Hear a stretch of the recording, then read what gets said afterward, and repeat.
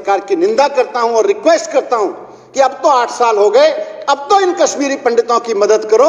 कब तक इनके नाम पे राजनीति करोगे? कब तक इनका कष्ट आगे बढ़ाओगे ताकि तुम राजनीतिक रेटियां सेकते रहो? अब तो इनकी मदद करो और इन्हें पुनर्विस्थापित करने में मदद करो। क्या हम उसी स्वतंत्रता से जो 89 से पहले की अपना पंथा वहां जाके रह सकते हैं? 32 साल बाद भी अगर हम नहीं कर पाए तो इसमें केंद्र सरकार की घोर निंदा होनी चाहिए। और 8 साल भारतीय जनता पार्टी की असफलता है, इसीलिए उठ के भाग गए यहां से, क्योंकि हर बार मैनिफेस्टो में लिखते हैं कश्मीरी फाइल पर बात करो तो चिल्लाते हैं और कश्मीरियों पर बात करो तो उठ के भाग जाते हैं। कश्मीरी चाहता है कि यह देश उस दर्द को समझे जो कश्मीरियों ने 1989-90 में महसूस किया और जो 25 साल झेला। लेकिन कश्मीरी पंडित ये नहीं चाहता अध्यक्ष महोदय कि उसके दर्द को 200 करोड़ में बेचा जाए। कश्मीरी पंडित ये नहीं चाहता है कि उसके दर्द पे ये भारतीय जनता पार्टी धंधा करके इनके प्रोड्यूसर और ये लोग मिलकर 200 करोड़ कमाएं। और जब आज बड़ी चर्चा हो रही है तो बात सिर्फ इतनी सी है कि इनको कश्मीर फाइल से प्यार है और हम कश्मीरियों की बात कर रहे हैं। बात कश्मीर फाइल पे होती तो यहां खूब चीख चिल्ला रहे होते, फाइलें उछाल रहे होते। अब बात कश्मीरियों की आ गई है तो उठ के भाग गए हैं, क्योंकि बात यह है कि उसका जवाब नहीं दे सकते जो ऋतुराज ने बात की है। 8 साल से चलिए, अटल बिहारी वाजपेयी जी के समय पे जो हुआ, जगमोहन जी के समय पे जो हुआ, उन्होंने काफी जिक्र किया, वो बीते समय की बात है। पर 8 साल से लगातार भारतीय जनता पार्टी की सरकार है। कई साल से दोनों जगह, कश्मीर में भी और यहां भी भारतीय जनता पार्टी का शासन है सेंटर में। सवाल यह है कि इस देश के हमारे कश्मीरी भाइयों बहनों को इतने लंबे समय तक 32 साल बाद भी विस्थापित बनके क्यों रहना पड़ रहा है? सवाल यह है कि भारतीय जनता पार्टी हर बार अपने चुनावी मैनिफेस्टो में लिखती आई है कि हमको सत्ता दे दो, हम कश्मीरी विस्थापितों की मदद करेंगे, उनका पुनर्वास करवाएंगे। वो मैनिफेस्टो का झूठ, उसका सच क्या है? वो क्यों कामयाब नहीं हुए ये लोग, भारतीय जनता पार्टी के लोग?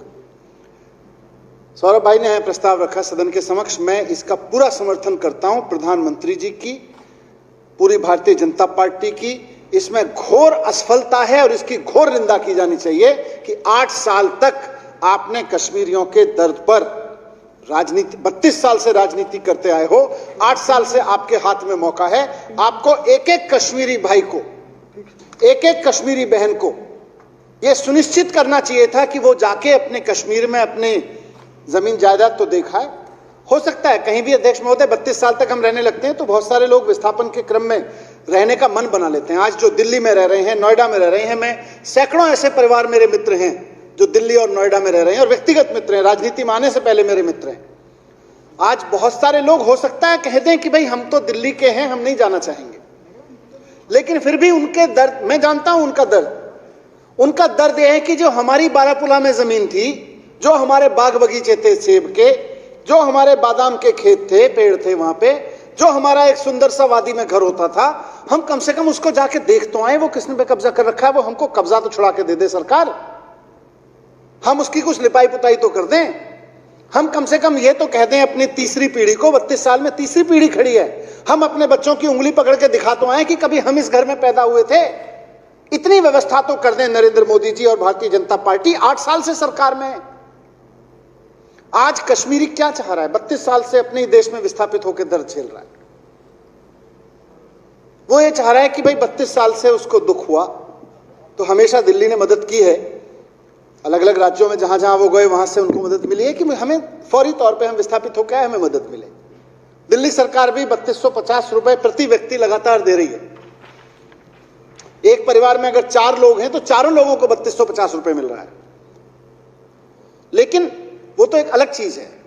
दूसरा वो चाह रहा है भाई अब हमारे ऐसी सरकार है जो चाहती है कि कश्मीरी पंडित का विस्थापन हो। आज दिल्ली में मैंने सुबह अपने विधायक साथियों से पूछा, मेरी विधानसभा में भी रहते हैं लोग, पंपोश एन्क्लेव में रहते हैं, हर कई सारे साथियों ने बताया कि कहीं 150 परिवार, कहीं 100 परिवार, कहीं 200 परिवार, कहीं 500 परिवार रह रहे हैं। कुलदीप ने भी बताया हर जगह रह रहे हैं। वो दिल्ली वाले हैं, वो देश के हैं, वो दिल्ली के हैं, लेकिन उनका एक टीस ये है कि भाई वो हमारी जो जमीन हुआ करती थी, क्या हम उसे अपना कह सकते हैं जाके? क्या हम उसी स्वतंत्रता से जो 89 से पहले की अपना पंथा वहां जाके रह सकते हैं? 32 साल बाद भी अगर हम नहीं कर पाए तो इसमें केंद्र सरकार की घोर निंदा होनी चाहिए। और 8 साल भारतीय जनता पार्टी की असफलता, इसीलिए उठ के भाग गए यहां से, क्योंकि हर बार मैनिफेस्टो में लिखते हैं कश्मीरी फाइल पे बात करो तो चिल्लाते हैं और कश्मीरियों पे बात करो तो उठ के भाग जाते हैं, क्योंकि जवाब नहीं है, क्योंकि नियत भी नहीं है। जवाब कुछ किया नहीं है, ये तो है ही है, नियत भी नहीं है। कश्मीरियों के लिए कैसे कुछ काम किया जाता है, इसको अरविंद केजरीवाल जी से सीखिए। 32 साल सौरभ भारद्वाज जी ने जिक्र किया, लगभग 25 साल तक कश्मीरी टीचर्स कॉन्ट्रैक्ट पे काम करते रहे दिल्ली के स्कूलों में। भारतीय जनता पार्टी की सरकार थी, 93 से लेके 98 तक भी रही, उसके बाद कांग्रेस की सरकार रही। 1 साल अरुण जेटली जी ने बजट भी रखा दिल्ली की तरफ से, इनका बीजेपी का ही शासन रहा 1 साल, लेकिन उसके बावजूद उन कश्मीरी टीचर्स को परमानेंट करने की इन्होंने फाइल तक नहीं चलाई और कश्मीरी टीचर्स धक्के खाते रहे। बहनें हमारी धक्के खाती रही। मिसेस रैना, मैं जानता हूं, मुझे अभी भी शक्ल याद है उनकी, रोने लगी, बोली हमने एक तो अपना घर छोड़ा, जमीन छोड़ी, इतने अच्छे स्वर्ग में रहते थे, उस स्वर्ग को छोड़ के हम आए और उसके बाद हमारे साथ ऐसा सौतेला व्यवहार कर रही है सरकार। बीजेपी के नेता मिलते तक नहीं थे उनसे, कश्मीरी टीचर्स से। उनको एक मीटिंग में सौरभ भारद्वाज जी मेरे पास में लेके आए थे, मैंने माननीय मुख्यमंत्री जी से जिक्र किया कि इस तरह से मेरे पास में करीब एक रिप्रेजेंटेशन लेके 25-30 टीचर्स आए हैं, उसमें से कम उस वक्त 250 के करीब टीचर्स की बात थी कि 250 टीचर्स के करीब हैं। तुरंत एक शब्द सुन के मुख्यमंत्री जी ने कहा कि ये इनके साथ अन्याय हो रहा है, तुरंत इनको परमानेंट करने की व्यवस्था की। और तुरंत बहुत हाईवे स्पीड से सारे के सारे कश्मीरी टीचर्स तो दिल्ली के सरकारी स्कूलों में 25 साल से धक्के खा रहे थे परमानेंट होने के लिए, तुरंत 233 संख्या थी उनकी, 233 के 233, 25 साल से जो कश्मीरी दर्द झेल रहा था, विस्थापित होकर दिल्ली में और कॉन्ट्रैक्ट की नौकरी कर रहा था और कभी भी उसको हटा दिया जाता था, उसकी सेवा करना हमारी राजनीति है। तुम्हारी राजनीति जो है उस पर 200 करोड़ कमा लिया और कमा लो। और क्यों धक्के खा रहे थे वो? क्योंकि कश्मीर से आए थे। जैसा ऋतुराज जी ने कहा, अचानक आनन फानन में निर्देश दे दिया गया, छोड़ दो, वादी छोड़ के चले जाओ, घाटी छोड़ के चले जाओ। उनके पास में उस होशो हवास में आगे बढ़ने का अवसर ही नहीं था कि वो अपनी कोई डिग्री उठाते, कोई नौकरी का सर्टिफिकेट उठाते, कोई कागज उठाते घर का। वो तो चल दिए उठा के, 2 कपड़े उठा के, जिसके पास थे, या नहीं भी हो सकता है वैसे ही भाग गए होंगे। किसके पास फुर्सत थी कि कागज लेके आते? और यहां नॉर्मली जो गेस्ट टीचर भी यहां लगते हैं, कॉन्ट्रैक्ट पे लोग लगते हैं, सबके पास में अपने सर्टिफिकेट होते हैं। उनको हमेशा धमकाया जाता था 25 साल तक कि तुम्हारे सर्टिफिकेट दिखाओ, नहीं तो तुम्हें नौकरी से निकाल देंगे। उनका दर्द यह था। और केजरीवाल जी की सरकार ने निर्णय लिया, अरविंद केजरीवाल जी ने, कि ये हमारे भाई बहन हैं, 1989 में 90 में इनके साथ जो हुआ वो इस देश की जिम्मेदारी है कि उस जख्म को मिलके भरा जाए। इसलिए निर्णय लिया कि उसको बिना सर्टिफिकेट के, बिना कुछ पूछे गए सबको परमानेंट किया गया। लेकिन फिर जब उसके पेंशन मिलने की बारी आई तो फिर ये कहते हैं कि नहीं, उसको पेंशन नहीं दी जा सकती, उसके कागज जमा नहीं है विभाग के पास में, सर्विस रिकॉर्ड में उसके कागज जमा नहीं है। केजरीवाल जी बोले मजाक मत करें, तुरंत निर्देश दें कि एफिडेविट ले लिया जाए कि मेरे कागज बारामूला में जल गए थे, उसी को उसके कागज मान के उसकी पेंशन लागू की जाए। लागू की गई। आज कश्मीरी पंडित यह देख रहा है इस देश की सरकारों से। आज कश्मीरी पंडित परिवार जो दिल्ली में रह रहे हैं, नोएडा में रह रहे हैं, देश के अलग अलग हिस्सों में रह रहे हैं, वो यही चीज देख रहे हैं कि जहां हम रह रहे हैं वहां की सरकारें इस बात को, इस दर्द को समझें कि हम अपना सब कुछ छोड़ के आए थे। हम कागज लेके नौकरी मांगने नहीं आए थे। भिखारी बना के रख दिया इन लोगों ने। और दूसरी चीज वो चाह रहा है, भैया थोड़ा सा अब तुम्हारी चल रही है, 8 साल हो गए तुम्हारी चलते चलते, अब तो हमें कह दो कि उन सेब के बागानों को देखाओ जाके, उनके सेब हम अपने बच्चों को भी खिला दें। हम भी नोएडा में, पंपोश एन्क्लेव में, पूरी दिल्ली के अलग अलग विधानसभाओं में इतनी सारी रिश्तेदारियां, नए दोस्त बन गए हैं, वो भी कह दें कि लो हमारे बगीचे के बादाम है, हमारे बगीचे के सेब हैं, उनको ये अधिकार तो दे दो, अब 8 साल हो गए तुमको, जाके वो कह सकें, जाके रह सकें वहां पे, अपने बच्चों को छुट्टियों में ले जाके रह सकें, यही तो चाह रहा है। और तीसरा, अध्यक्ष महोदय, मैं सदन के समक्ष कहना चाहता हूं कि वो ये भी चाह रहा है कि उसने जो दर्द 1989 में 90 में झेला और तब से लेकर अब तक झेला है, उस दर्द को ये देश महसूस करे। अच्छी बात है, फिल्म इंडस्ट्री ने उसके ऊपर फिल्म बनाई।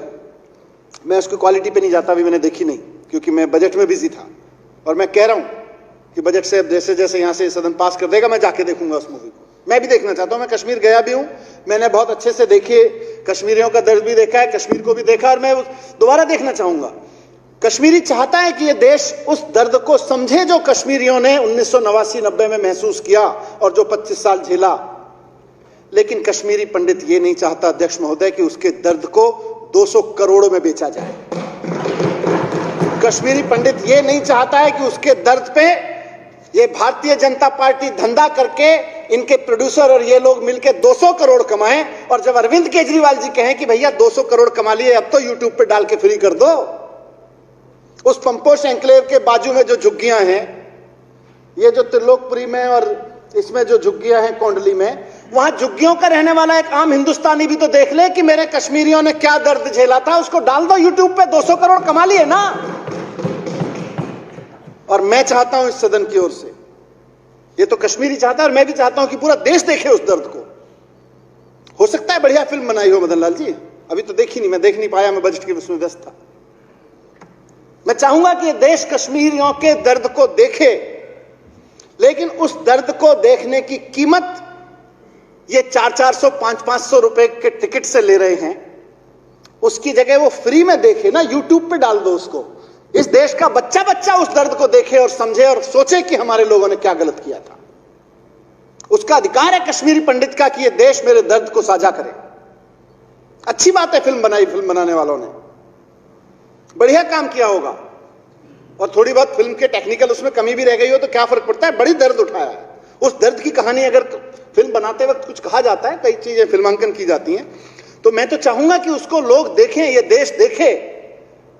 अब 200 करोड़ कमा लिए, बहुत कमा लिया, अब उस दर्द को यूट्यूब पे फिल्म के रूप में उस फिल्म को डाल दो, पूरा देश देखे।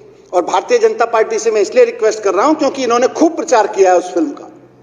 तो जब प्रचार किया है आपने उस प्रोड्यूसर के लिए उस फिल्म का, तो थोड़ी सी इतनी भी चला लो कि भाई अब 200 करोड़ कमा लिए, अब तो यूट्यूब पे डाल दो। और जब प्रोड्यूसर इनकी इतनी बात मान ही रहा होगा, इनका अपना ही होगा, तो उससे मेरी हाथ जोड़ के भारतीय जनता पार्टी से और उनके माध्यम से उनके प्रोड्यूसर से यह भी विनती है कि भाई देखो, बहुत दर्द सहा है, उनके दर्द पे आपने फिल्म बनाई है, अच्छी बात है, मैं भी देखने जाऊंगा, 200-400 रुपए का जो भी टिकट होगा लेके देखने जाऊंगा। मेरे वाले को भी, इनके वाले को भी, इनके वाले को भी, इस देश के लोगों ने कश्मीरी पंडितों का दर्द देखने के लिए जो पैसे दिए, उस 200 करोड़ को इकट्ठा करके उन कश्मीरी पंडितों को दे दो। उन कश्मीरी पंडितों के जले हुए घर अभी इंतजार कर रहे हैं, उन कश्मीरी पंडितों के उजड़े हुए बागान इंतजार कर रहे हैं, उस पर किसी ने कब्जा कर रखा होगा। एक फाउंडेशन बनाओ, और फाउंडेशन नहीं भी बनाओ, बहुत सारी कश्मीरी पंडितों की वेलफेयर फाउंडेशन पहले से ही बनी हुई है। ये 200 करोड़ का 200 करोड़ रुपया कश्मीरी पंडितों के वेलफेयर के लिए दे दो, वो जाके अपने घर के चौबारे ठीक करा लेंगे कश्मीरी पंडित। खूब करो। तो यहां से इस सदन में जो माननीय विधायक जी ने प्रस्ताव रखा कि केंद्र सरकार कश्मीरी पंडितों के पुनर्वास में पूरी तरह असफल रही है, मैं इसकी आवाज में आवाज मिलाते हुए केंद्र सरकार की निंदा करता हूं और रिक्वेस्ट करता हूं कि अब तो 8 साल हो गए, अब तो इन कश्मीरी पंडितों की मदद करो। कब तक इनके नाम पे राजनीति करोगे, कब तक इनका कष्ट आगे बढ़ाओगे ताकि तुम राजनीतिक रेटियां सेकते रहो? अब तो इनकी मदद करो और इन्हें पुनर्विस्थापित करने में मदद करो, पहली बात। दूसरी बात, इस फिल्म को पूरा देश देखे, एक एक बच्चा देखे, त्रिलोकपुरी और कोंडली के झुग्गी वाले भी देखें, मेरी विधानसभा का भी एक एक आदमी देखे, सब देखें, पूरे देश का, छत्तीसगढ़ में बैठा आदमी भी देखे, मध्य प्रदेश में बैठा आदमी भी देखे, कश्मीर से कन्याकुमारी तक हर आदमी देखे कि इस देश के काले इतिहास में, इस देश के इतिहास में एक काला दिन ऐसा भी था जब कश्मीरी पंडितों पर इतना अत्याचार किया गया था। तो दिखाओ ना फिर फ्री में, कमाई का धंधा क्यों बना रखा है उसको? तो दूसरा, उसको यूट्यूब पे डलवाओ, बीजेपी वालों की फिल्म है वो डलवाएं। और तीसरा, उससे जो 200 करोड़ कमाया है, उस 200 के 200 करोड़ को और थोड़ा बहुत और भी उसमें चंदा डाल दें, उस सारे पैसे को कश्मीरी पंडितों के वेलफेयर में लगाएं।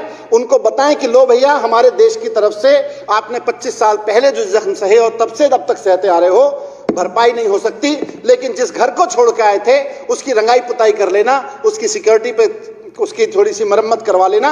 ये 200 करोड़ तमाम कश्मीरी पंडितों के लिए दान कर